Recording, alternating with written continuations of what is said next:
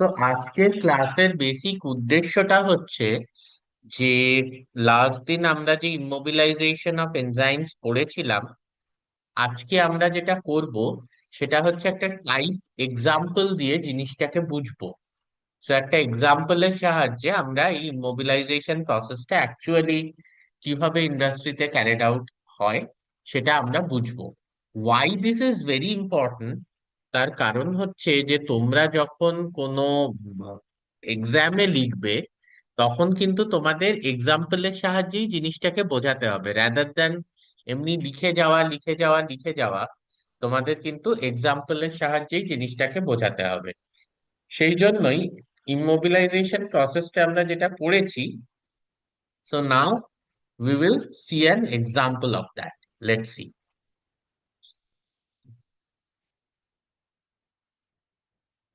So here we will have minute just yeah, fine. Now we will learn about immobilization of glucose isomerase. Glucose isomerase এনজাইমটা ইমমোবিলাইজ করে সেটাকে ইন্ডাস্ট্রিতে কিভাবে ব্যবহার করা হয় সেই জিনিসটা আমরা দেখব। So first let us see what is the function of glucose isomerase. ঠিক আছে, গ্লুকোজ আইসোমারেজের ফাংশন হচ্ছে production of high fructose corn syrup. এই জিনিসটাকে আমরা HFCS এইভাবে রেফার করব।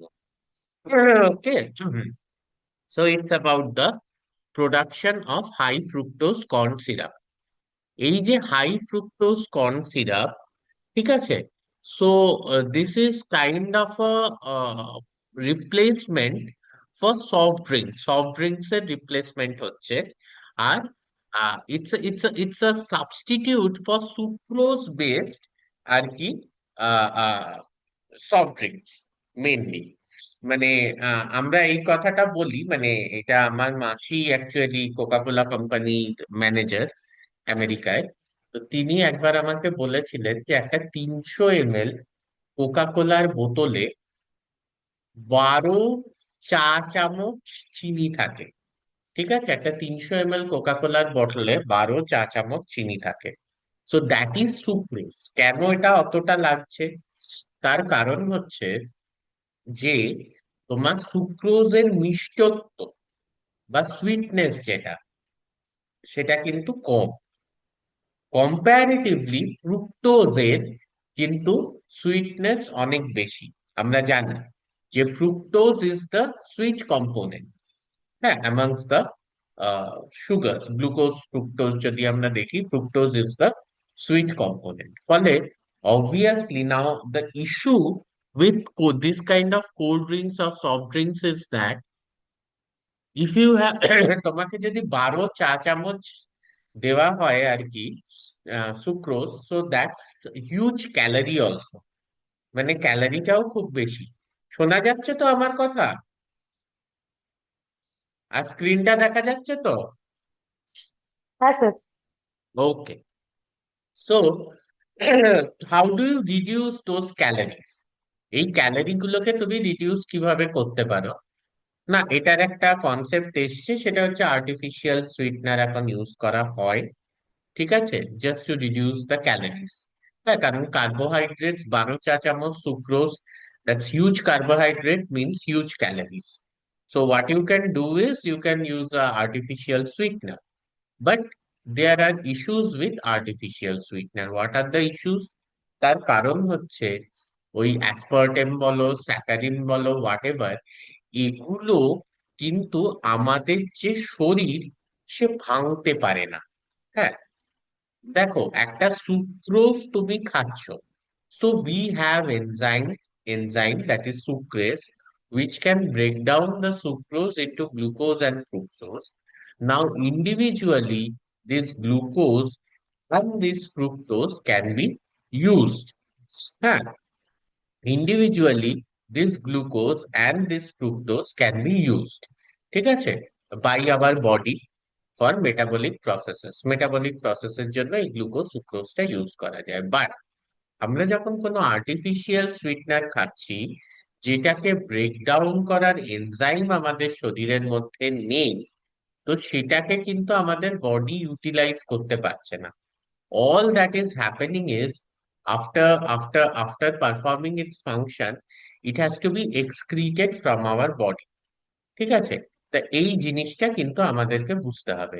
That is why it's much more prudent to replace sucrose by an artificial sweetener, by a natural sweetener, which is much more sweeter compared to sucrose। মানে ওটা 12 চা চামচ লাগছিল, এটা আমার 5 চা চামচে হয়ে যাবে।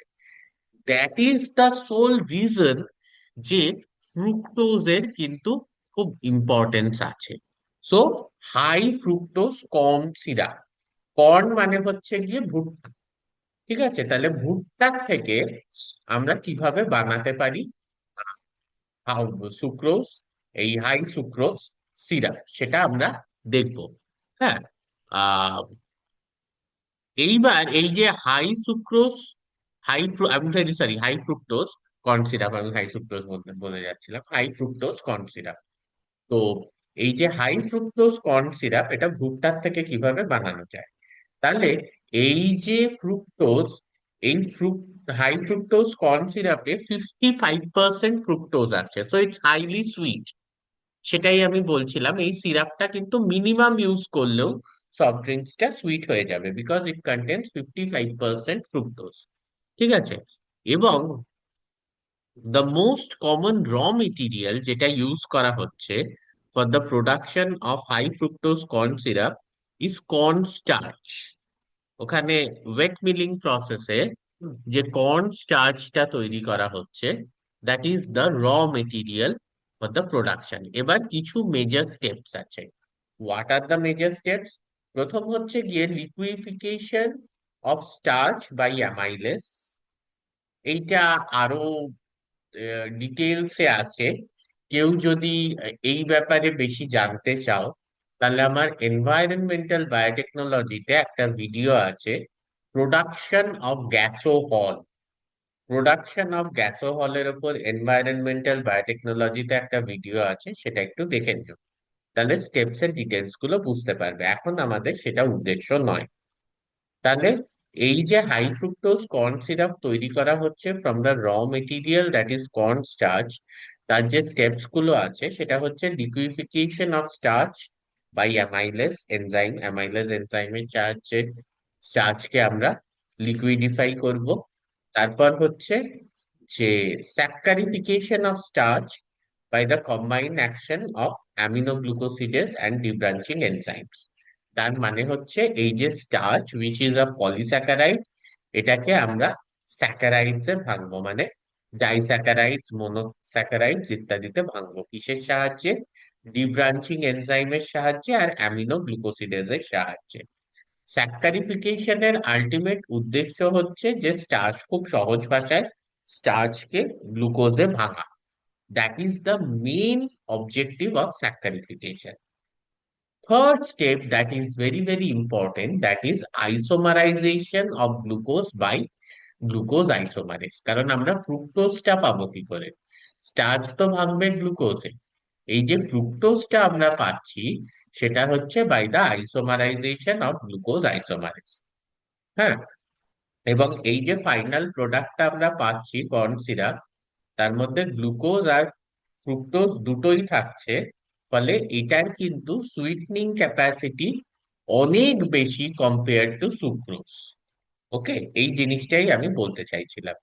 এবার সবসময় যে আহ, আমরা যে স্টার্চটা পাচ্ছি সেটার র মেটেরিয়ালটা যে কর্নই হতে হবে তার কোনো মানে নেই। আমরা হুইট, ট্যাপোইকা বা রাইসকেও ইউজ করতে পারি কিছুটা, মানে টু আ মাইনার এক্সটেন্ট। এবং বিভিন্ন পার্টস অফ দ্য ওয়ার্ল্ডে সব জায়গাতেই যে কর্ন প্রচুর চাষ হয় তা তো নয়। আর যদি ওয়েস্ট বেঙ্গলে করতে হয়, you could use rice as the starting material to get the crops, to get the starch আর কি। হ্যাঁ, rice as the crop to get the starch. Okay, so আমরা জানি যে মাড় বা স্টার্চ ইত্যাদি আমরা ভাতের থেকেই নিই। এনিওয়ে, ফ্যান যেটাকে বলে আর কি। Anyway, so why glucose isomerase has to be immobilized, কেন গ্লুকোজ আইসোমারেজকে ইমমোবিলাইজ করতে হবে? So one of the reason for that is to reduce the cost of production of glucose isomerase. আরেকটা হচ্ছে recover it efficiently and reuse it at several times. একটা কিন্তু জিনিস আমাদের মনে রাখতে হবে যে this glucose isomerase enzyme, it has got very high Km.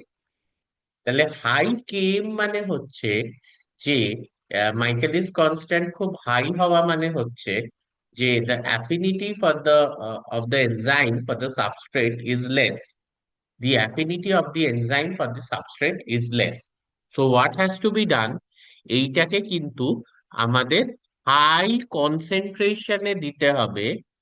We have to provide the enzyme in high concentration in order to reach the desired outcome.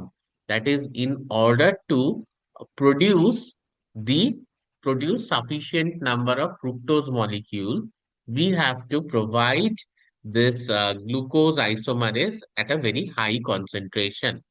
Okay, so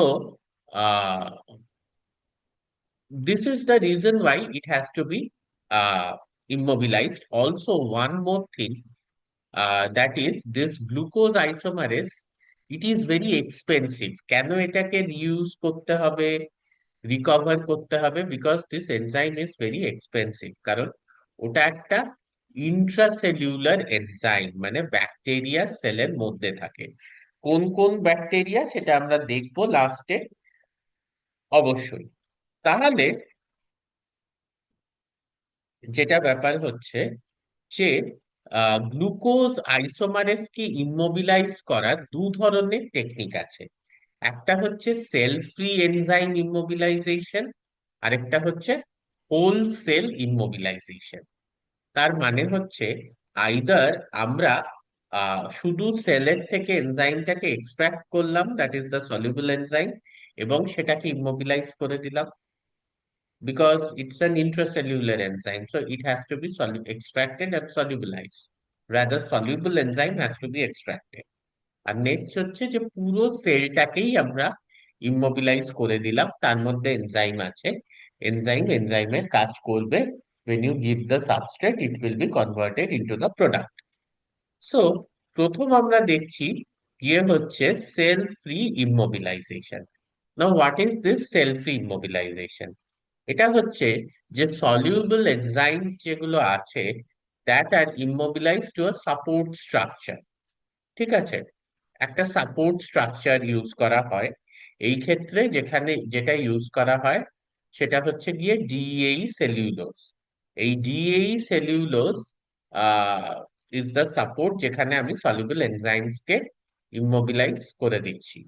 The important thing is that the flow characteristics are suitable for continuous operation, মানে যেভাবে আমি substrate flow করব, product তৈরি হবে, continuously করা যাবে। এইটা কিন্তু একটা বিশাল advantage compare to whole cell immobilise support. ঠিক আছে, আর এই যে গ্লুকোজ আইসোমারেজ, এটাকে আমরা ইউজুয়ালি এক্সট্রাক্ট করে থাকি for immobilisation in DEAE cellulose from Streptomyces, phaeochromogenes কিংবা Lactobacillus brevis, two very common bacteria. ঠিক আছে, আর এই যে সেট আপটা, ঠিক আছে, এটা কিন্তু কোম্পানিজরা ইউজ করে। ক্লিনটন কর্ন প্রসেসিং কোম্পানি, ঠিক আছে, এরা এই সেট আপটাকে ইউজ করছে, মানে স্ট্রেপ্টোমাইসিস থেকে গ্লুকোজ আইসোমারেজ নিয়ে সেটাকে ডিএই সেলুলোজে ইউজ করছে, হ্যাঁ, for the production of this high fructose corn syrup. Okay, now let us see whole cell immobilisation. Whole cell immobilisation কেন method of choice for the commercial purpose? তার কারণ হচ্ছে যে ইটস অ্যান ইন্ট্রাসেলুলার এনজাইম। মানে এক্সট্রা সেলুলার এনজাইম হলে কিন্তু wholesale immobilisation করাই যেত না, কারণ সেল তো এনজাইমটাকে বাইরে সিক্রিট করে দিচ্ছে। So you you are not immobilising that enzymes. So এখানে যেটা হচ্ছে যে আমি সেলটাকে যদি কোনোভাবে ইমোবিলাইজ করতে পারি, আর এনজাইমটা হচ্ছে গিয়ে সেলের মধ্যে আছে, সো ইট উইল ফাংশন। এবার তোমরা একটা প্রশ্ন করতে পারো যে স্যার, তাহলে এটা কি করে সাবস্ট্রেট এর সাথে আদৌ রিয়াক্ট করবে, কারণ এনজাইমটা তো সেলের ভেতরে আছে আর আমরা সাবস্ট্রেটটাকে তো বাইরে দিচ্ছি। So my answer is that the substrate will be easily taken up by the cell. So if this substrate is starch, that could be easily taken up by the cell, but that is highly permeable, and it could be easily taken up by the cell, where it is processed by the glucose isomerase, and again the product will be released from the cell. That is the entire concept. তো এরকম কিন্তু ভাবার কোনো কারণ নেই যে আমি যদি সেলের একটা কালচার আছে তাতে যদি আমি কোনো জিনিসকে দিই, so the cell is impermeable and that cannot go inside the cell. It is true for some of the substances, but for most of the substances, and especially for substances like starch, it is not absolutely true. It is not absolutely true, right? It's completely false, because that's a very, very common substrate for cell. Starch is a very, very common substrate for any kind of cell. Okay. So এখানে কি করা হচ্ছে, the whole cells which contains this glucose isomerase were spray dried, হ্যাঁ, এবং এটাও Clinton corn processing company use করেছে। আর এখানে spray dry করার সাথে সাথে কি হচ্ছে, কিছু ইনঅর্গানিক সল্টস যেমনি ম্যাগনেসিয়াম হাইড্রক্সাইডস, হ্যাঁ, ইউজ করা হচ্ছে for the fermentation of broth of Streptomyces বা আর্থ্রোব্যাক্টার স্পিসিস, মানে যেগুলো সেল আমরা নেব ফর ইমোবিলাইজেশন। এইবার এই ফার্মেন্টেশনের পর কি হচ্ছে, ফিল্ট্রেশন করা হচ্ছে, তারপর হচ্ছে এই ব্যাকটেরিয়া গুলোকে ড্রাই করা হচ্ছে, আর সেলসকে ইমোবিলাইজ করে দেয়া হচ্ছে। ঠিক আছে। এখানে একটা জিনিস বুঝতে হবে, আমি গত লাস্ট ক্লাসে তোমাদের এনট্র্যাপমেন্ট এনক্যাপসুলেশন এটা বুঝিয়েছিলাম। এখানে কিন্তু physical entrapment of the whole cell করা হয় কোন একটা পলিমারিক মেটেরিয়ালের মধ্যে, হোল সেলটাকে ফিজিক্যালি এনট্র্যাপও করা হয়। ঠিক আছে। আহ এই ধরনের পলিমারিক মেটেরিয়ালের সাহায্যে একটা মেমব্রেন ক্রিয়েট করা হলো, সেখানে হোল সেলটাকে এনট্র্যাপ করা হলো, অ্যান্ড ফার্দার কি হলো, যে আহ, এই ক্রস লিঙ্ক করে দেয়া হলো উইথ গ্লুটারালডিহাইড। ঠিক আছে। মানে এখানে কিন্তু ক্রস লিঙ্ক করে দেয়া হচ্ছে কি হচ্ছে, সেলগুলোকে। ঠিক আছে, এন্ড নট দ্য এনজাইমস। হ্যাঁ। সো এইভাবেও কিন্তু কমার্শিয়াল প্রিপারেশন করা যায়। ইমোবিলাইজ জিআই যেটা রয়েছে সেটার কমার্শিয়াল স্কেলে প্রোডাকশন এইভাবে হোলসেল ইমোবিলাইজেশনের সাহায্যে করা হয়। আচ্ছা, এখানে এই এই এই জাস্ট একটা জিনিস আমি তোমাদের যেটা বুঝছিলাম, যে কেন বোঝাতে চাইছিলাম যে why it is so important, এই যে এইচএফসিএস বা high fructose corn syrup as sweetener, why this is so important. This is very important because it is 1.3 times sweeter than sucrose and 7 times sweeter than glucose. ঠিক আছে। তো এইটা যদি হয় তাহলে তুমি ভাবো, এই যে আমি কনসেপ্টটা বলছিলাম যে যত চা চামচ চিনি লাগছিল তার থেকে অনেকটা কমে কিন্তু আমি সেম সুইটনেসটা পেয়ে যাব। ওকে। সো যদি 13 লাগতো, এখানে 10 লাগবে, অ্যাজ ইট 1.3 টাইমস বেশি সুইট এটা, কাইন্ড অফ। এইবার যেটা হচ্ছে, এছাড়াও এই হাই ফ্রুক্টোজ কর্ন সিরাপকে ইউজ করা হয় গিয়ে হচ্ছে ফ্লেভার এনহ্যান্সমেন্টের জন্য। It is very cost effective, কারণ কম লাগছে আমাদের পলিস্যাকারাইডটা, স্টেবিলিটি বেশি, ফ্রুক্টোজের ওয়াটার রিঅ্যাক্টিভিটি কম, ক্রিস্টালাইজেশন কম হচ্ছে, ফার্মেন্টেশন ইজিলি হচ্ছে, ডায়াবেটিক্সদের জন্য খুব প্রেফারেবল সুইটনার, কারণ আলটিমেটলি ক্যালোরি কম তৈরি হচ্ছে বা রক্তে শর্করার মাত্রাও কম বাড়ছে। এবং beverage soft drinks dairy products, হ্যাঁ, beverage soft drinks dairy products bake food সবার ক্ষেত্রে ইউজ করা হচ্ছে। এরপর আমি যেটা তোমাদেরকে বলবো সেটা হচ্ছে গিয়ে যে আহ আমি বলছিলাম না যে তোমরা গ্যাসো হলের ভিডিও যেটা আছে সেই ভিডিওটা একটু দেখতে পারো, দেখো। তো সেই টপিকটাই আবার এখানে চলে এলো। সেটা হচ্ছে যে আরেকটা ইউজ, ঠিক আছে, জিআই এর, that is very very very important. What is that? GI এর আরেকটা ইউজ হচ্ছে গিয়ে প্রোডাকশন অফ ইথানল। হ্যাঁ, আমি এই জন্যই বলছিলাম যে গ্যাসোহল প্রোডাকশনের ভিডিওটা তোমরা একটু দেখো। এই সেখানেও ওই raw materials, starch based raw materials, সেগুলোকে ফাইনালি তোমার স্যাকারাইডস বা সুগার বা glucose, why glucose, because glucose is highly fermentable, গ্লুকোজে কনভার্ট করে তারপর সেগুলোর কোহল সন্ধান বা অ্যালকোহলিক ফার্মেন্টেশনের সাহায্যে সেখান থেকে কিন্তু তৈরি করা হয়েছে গিয়ে ইথানল। এবং সেই ইথানলকে গ্যাসোলিন, মানে যেটা হচ্ছে পেট্রোলের name in United States or in North American countries, সেটার সাথে মিক্স করে গ্যাসোহল তৈরি করা হয়। Now this kind of concepts, E5, E10, এই যে বিভিন্ন টাইপের ফুয়েল আসছে, এই নামগুলো হচ্ছে depending upon the percentage of ethanol. এগুলো কিন্তু আস্তে আস্তে ইন্ডিয়াতেও চলে আসছে। তো এরকম কিছু নয় যে এটা খুব ফরেন একটা জিনিস। এখন এই এই সময় the most challenging thing is not the production of the petrol or the gasoline, হ্যাঁ, বাট কারণ এখানে যেমনি আমরা পেট্রোল পাম্প বলি, আমরা যদি স্টেটস বা নর্থ আমেরিকায় যাই, those are called gas stations. Gas stations তোমরা হলিউড মুভি দেখেছো, সেখানে কিন্তু এই পেট্রোল পাম্পকে বলা হয় গিয়ে হচ্ছে gas station. So the production of gas is still not a very big problem, that is petroleum and products, but the production of ethanol is a big issue.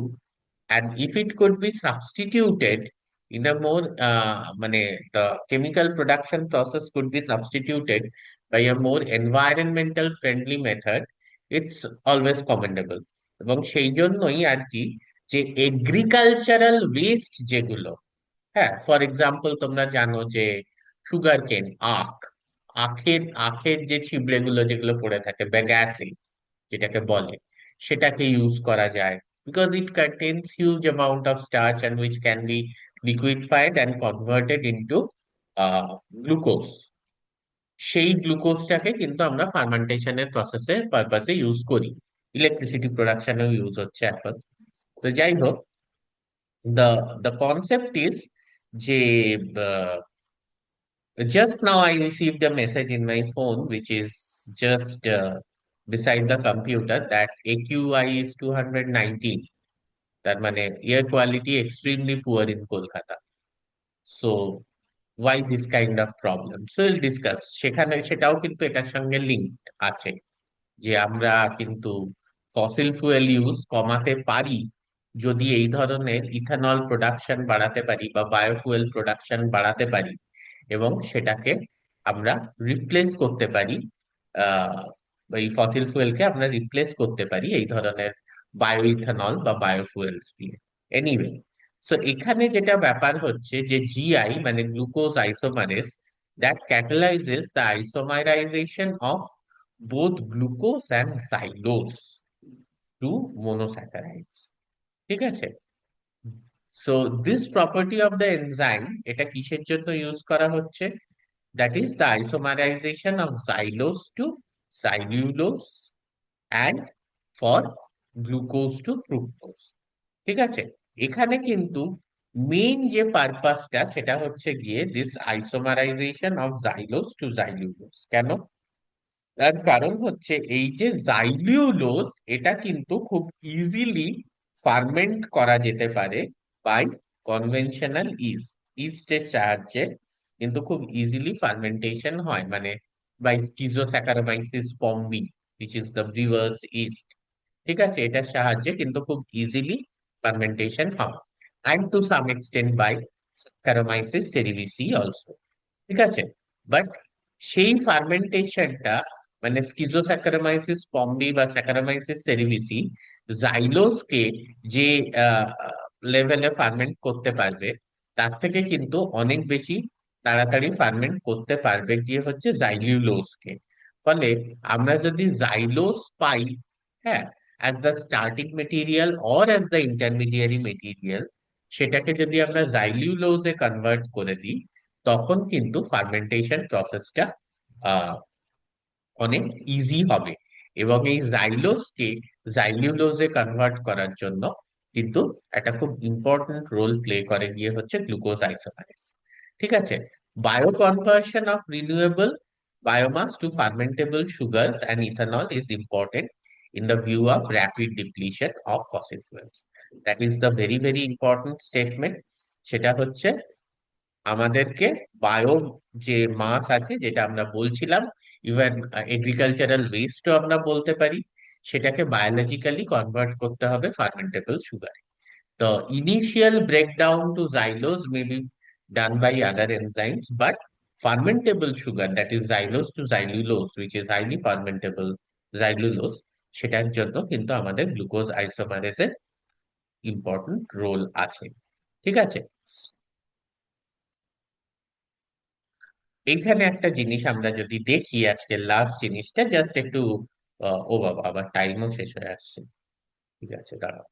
R last জিনিসটা যদি আজকে আমরা দেখি, সেটা হচ্ছে যে বায়োমাস যদি আমরা দেখি, কোনো কিছু ক্রপ নিলাম বা প্লান্ট নিলাম, তো সেক্ষেত্রে দেখা যাচ্ছে যে অ্যারাউন্ড 40% হচ্ছে গিয়ে সেলুলোজ, 30% হচ্ছে হেমিসেলুলোজ, আর 30% লিগনিন। আমার যদি গ্যাসো হলের ভিডিওটা তোমরা দেখো, তোমরা দেখতে পাবে যে এই যে লিগনিন ইত্যাদি ব্রেকডাউন, হেমিসেলুলোজ ব্রেকডাউন, এই প্রত্যেকটার কিন্তু বিভিন্ন পদ্ধতি আছে যেটা বলা আছে। ঠিক আছে। এবার ইকোনমিক ফিজিবিলিটি, মানে এই যে আমরা বায়োফুয়েল তৈরি করছি, সেটাকে তো একটা নির্দিষ্ট দামে দিতেও হবে, নাহলে লোকে কেন কিনবে? লোকে তো কিনবে না। লোকে ইয়েটাই কিনবে, লোকে গিয়ে ওই ফসিল ফুয়েলটাই কিনবে পেট্রোল পাম্প থেকে। তা এই যে ইকোনমিক ফিজিবিলিটি, মানে এটাকে কম, এটা কতটা কম টাকায় আমরা বিক্রি করতে পারছি, সেটা কিন্তু ডিপেন্ড করবে যে বায়োমাসটাকে কতটা ইউজ করা যাচ্ছে। হ্যাঁ, on the hydrolysis of cellulose and hemicellulose, এবং সেইখান থেকে কতটা গ্লুকোজ অ্যান্ড জাইলুজ তৈরি হচ্ছে, এক নম্বর। মানে সেলুলোজ আর hemicellulose which are the part of the biomass, সেখান থেকে কতটা আমরা গ্লুকোজ আর জাইলোজ তৈরি করতে পারছি। এবার glucose is highly fermentable, there is no issues, but xylose যেটা আছে, সেইটাকে ফার্দার আমরা কতটা ফার্মেন্টেবল বানাতে পারছি বাই ইথানল আর ইস্ট, সেটাকে যদি আমরা হাইলি ফার্মেন্টেবল বানাতে পারি, হ্যাঁ, for the production of ethanol by yeast, সেক্ষেত্রে আমাদের কস্ট অফ প্রোডাকশনটা কমে যাবে। এবং এই হাইলি ফার্মেন্টেবল বানানোর জন্য we have to use this enzyme, that is glucose isomerase. ঠিক আছে। এরপর এই পুরো রিয়াকশনের ডিটেলস দেয়া আছে, যেটা তোমাদের ক্ষেত্রে অতটাও প্রয়োজন নেই। ফাইনালি আমরা যেখানে আসব, সেটা হচ্ছে গিয়ে আমরা কিছু আহ দেখবো গিয়ে হচ্ছে, এখানে আরো একটা জিনিস আমি তোমাদের বলি। হ্যাঁ, সেটা হচ্ছে যে একটা জেনেটিক ইঞ্জিনিয়ারিং এর কনসেপ্ট করা হচ্ছে। সেখানে কি এই গ্লুকোজ আইসোমারেজ জিনটাকে যদি ইস্টের মধ্যে কোনোভাবে ট্রান্সফার করে দেয়া যায়, সেক্ষেত্রে কি হচ্ছে, এই ইস্টটা দুটো কাজই করবে, রদ দেখা এবং কলা বেচা। That is, it will convert the xylose to xylulose, and further this xylulose will be converted into ethanol by alcoholic fermentation. এই দুটো কাজই করবে যদি জিআই জিনটাকে আমরা ইস্টের মধ্যে ঢুকিয়ে দিই। ঠিক আছে। সো এই একটা টেকনোলজিও চলছে। Why I am telling all this, because that is the essence of this glucose isomerase বা জিআই জিন। এবার আমরা কিছু মাইক্রো অর্গানিজমস দেখবো, গলা ব্যথা হয়ে গেল কথা বলতে বলতে, হ্যাঁ, যারা আর কি এই জিআই প্রডিউসিং মাইক্রো অর্গানিজমস। একটা আমরা দেখতে পাচ্ছি যে অ্যাক্টিনোমাইসিস এর কিন্তু অনেক স্পিসিস আছে জিআই প্রডিউসিং। তারপর হচ্ছে ইয়েরোব্যাক্টার আছে, আর্থ্রোব্যাক্টার আছে, এগুলো কিন্তু প্রত্যেকটাই আমরা ইউজ করা হয়। হ্যাঁ। তারপর ব্যাসিলাস এর স্পিসিস আছে, ব্রেভি ব্যাকটেরিয়াম আছে। ঠিক আছে, মানে খুব কমন কমন ব্যাকটেরিয়া। ঠিক আছে। ইশ্চেরেসিয়া আছে, ফ্ল্যাভোব্যাকটেরিয়াম আছে, করিন ব্যাকটেরিয়াম আছে। করিন ব্যাকটেরিয়াম অবশ্য অনেক সময় কিন্তু আবার প্যাথোজেনিকও হয়। আমরা প্যাথোজেনিক ব্যাকটেরিয়া ইউজুয়ালি ইউজ করি না ফর হোলসেল ইমোবিলাইজেশন বা even for production of soluble enzymes also আমরা প্যাথোজেনিক স্পিসিস গুলোকে বাদই রাখি। ঠিক আছে। দেন ইউ হ্যাভ ল্যাক্টোব্যাসিলাস, তারপর হচ্ছে গিয়ে আহ মাইকোব্যাকটেরিয়াম ভাবো, দ্যাটস হাইলি প্যাথোজেনিক। ঠিক আছে। তারপর হচ্ছে যে তোমার সিউডোমোনাস আছে, সার্কিনা আছে, Staphylococcus, again Staphylococcus could be highly pathogenic as well. হ্যাঁ। So there are list of bacteria, এটা তোমরা অবশ্যই দেখতে পারো, আমি নোটটা তোমাদের সাথে শেয়ার করে দেবো বা শেয়ার করে দিয়েছি রাদার অলরেডি। তো যারা আর কি এই ধরনের জিআই মানে গ্লুকোজ আইসোমারেজ এনজাইম তৈরি করে, এরকম একটা ব্যাকটেরিয়াল লিস্ট আছে। এবং কমার্শিয়াল প্রডিউসার্স, এটা কিন্তু নয় যে এই ধরনের একটা টেকনোলজি যেটা আমরা বেশিরভাগ ক্ষেত্রে দেখি, which is a text book material, যেটা কোথাও ইউজ হয় না। লোকে ভালো করে সুক্রোজ দিয়েই সফট ড্রিঙ্কস বানাচ্ছে, কিংবা ওরকম বা ইথানলেরও কোনো কনসেপ্ট নেই, এরকম কিন্তু নয়। দেয়ার আর কমার্শিয়াল প্রডিউসার্স অফ জিআই। ফলে জিআই এর ইম্পর্টেন্সটা ভাবো, মানে সত্যি সত্যি এই এইচএফসিএস, হাই ফ্রুক্টোজ কর্ন সিরাপ কিংবা বায়োএথানল, এগুলো প্রোডাকশনে কিন্তু জিআই এর একটা বিশাল রোল আছে। ঠিক আছে। এখানে বিভিন্ন অর্গানিজম থেকে তৈরি করা হয়। আর there are trade names and these are the manufacturers, এই ম্যানুফ্যাকচারার্স কোম্পানিজ গুলো। অবভিয়াসলি এই এতটা টেকনোলজি ইন্ডিয়াতে এখনো ইউজ হয় না, এগুলো বিদেশি কোম্পানি। এবং আহ, বিভিন্ন ট্রেড নেম দিয়ে কিন্তু তৈরি করা হয়, মানে ম্যাক্সানজাইম, সুইটজাইম, তারপর হচ্ছে স্পেস স্পেজাইম ইত্যাদি, বা সুইটেস, এইগুলো হচ্ছে the trade name of GI. And the bacteria that is used is actinoplanes, bacillus, streptomyces, arthrobacter. Streptomyces এর কিন্তু বিভিন্ন স্পিসিস ইউজ করা হয় for the production of GI. ঠিক আছে। So that is all for now. আর সময়ও খুব বেশি নেই, 3 মিনিট 40 সেকেন্ড আছে। So let me stop the recording and take your questions.